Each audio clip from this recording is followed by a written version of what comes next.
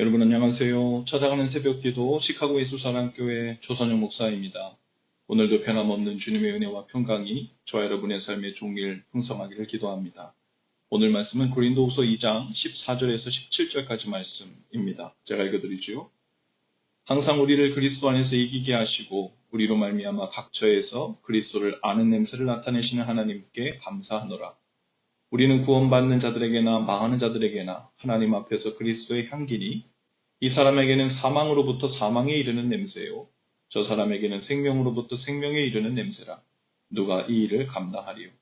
우리는 수많은 사람들처럼 하나님의 말씀을 혼잡하게 하지 아니하고 그 순전함으로 하나님께 받은 것 같이 하나님 앞에서와 그리스도 안에서 말하노라.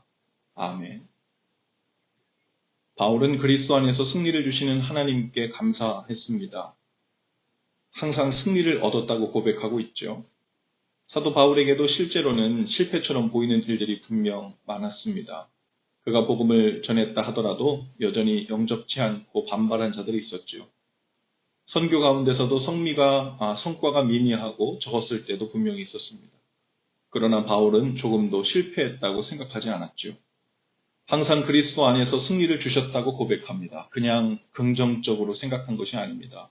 실제로 바울은 자신이 항상 이기고 승리하고 있다는 확신을 가지고 있었어요. 그리고 그런 확신의 비결은 그가 그리스도 안에 있었기 때문이죠. 무엇이 잘 되었는지 잘못되었는지, 무엇이 계획대로 되고 있는지 그렇지 못한지에 대한 판단은 오직 그리스도 예수께서 하실 일이었습니다. 그래서 바울은 실패의식이 없었어요. 처음부터 자신이 세운 계획이 아니라 하나님의 인도하심 가운데서 그분의 뜻대로 쓰임받는 것, 그 소명을 다하는 것이면 그것으로 전부였습니다. 그것이 승리의 기준이었죠. 예수님 안에서 실패처럼 보이는 일들로 연단을 위한 것으로 확신했죠. 우리가 실패 중에도 즐거워할 수 있는 이유는 그 실패는 인내는 연단은 소망을 이루는 줄 알기 때문이라고 바울이 역시 고백합니다. 실패를 통해서도 예수님의 살아계심이 나타났기 때문이죠. 우리의 눈에는 실패와 성공의 기준에 일이 잘 되고 안 되고 하는 것이 있을 수 있어요.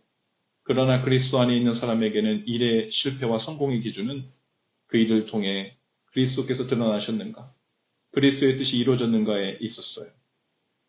그래서 사도 바울은 자신이 감옥에 갇히는 것조차도 그 일로 인해 예수님이 전파되고 예수님이 누군지가 더 알려지게 되면 오히려 유익한 일이라고 생각했죠.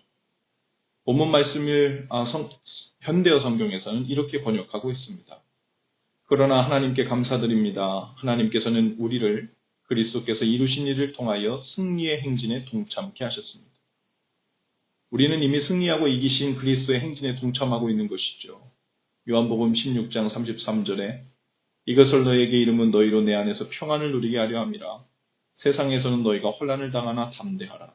내가 세상을 이기었노라 하셨어요.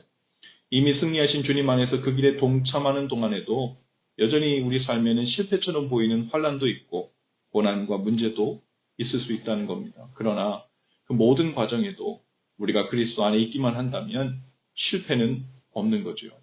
여전히 주님의 계속되는 인도하심 안에 있을 뿐입니다.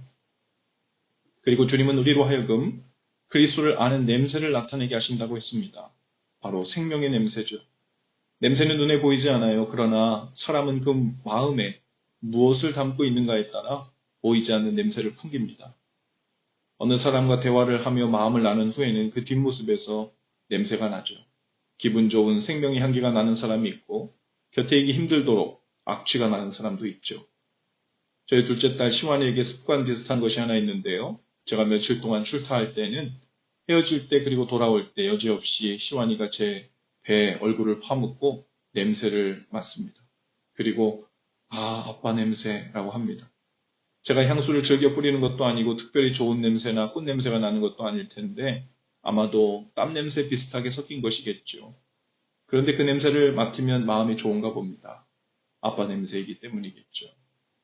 또 어떤 사람은 대화 몇 마디만 나눠보면 이 사람이 그리스도를 아는 사람인지 아닌지 정말 말 그대로 냄새가 나는 사람이 있습니다. 그리스도 안에 있는 사람은 그리스도의 향기가 나죠. 그리스도 안에 있다고 말은 하지만 말과 생각으로는 늘 주님과 거리를 두고 그리스도 밖에 있는 사람은 그냥 사람 냄새만 날 뿐입니다. 복음을 전하는 것은 말로 전하는 것도 있지만 더 강력하게 이끄는 힘은 그리스도를 아는 고상한 생명의 냄새를 품기며 사는 거죠. 그 냄새는 이 세상의 그 어떤 향기로 대신할 수 없습니다. 생명의 냄새, 구원의 냄새가 그 미소와 마음에 배어있는 사람은 하나님께서 그 사람을 이리저리 각처로 다니게 하시고 옮기시죠. 그리고 그 생명의 냄새를 맡고 사람들이 모이게 하십니다. 사람들이 그 향기의 근원에 대해 궁금하게 하시죠. 그 생명의 냄새가 저와 여러분의 삶에 구석구석에 깊게 배어있게 되길 바랍니다. 그리스도의 냄새가 나는 학생, 그리스도의 냄새가 나는 직장인, 혹은 가게 주인이 될 수 있기를 바라요. 남편과 아내, 아빠와 엄마의 냄새만이 아니라 그리스도 안에 있는 남편과 아내, 예수님 안에서 살고 있는 아빠와 엄마의 냄새가 짙게 풍겨날 수 있기를 바랍니다. 오늘도 이미 승리하신 주님 안에 거하면서 우리로 이기게 하시는 그 주님으로 인해 감사하는 날 되실 수 있기를 바라요. 승리하신 주님 안에 거하는 자의 생명의 냄새, 기쁨의 냄새, 소망의 냄새로 인해 가는 곳마다 만나는 사람마다 알아채고 이끌리는 은혜가 있기를 주님의 이름으로 축복합니다. 기도합시다. 주님, 오늘도 승리하신 주님 안에서 이김을 주시는 주님께 감사합니다. 주님 안에 흔들림 없이 거하는 일에 이기게 하시고 주님 뜻 안에서 인도함 받는 일, 그리고 순종하는 일에 이김을 주옵소서. 그리스도 안에 있는 자의 향기를 짙게 바라는 삶이 되게 하셔서 생명의 길, 구원의 길을 나타내 보이는 사명을 오늘도 감당케 하옵소서. 예수님 이름으로 기도합니다. 아멘.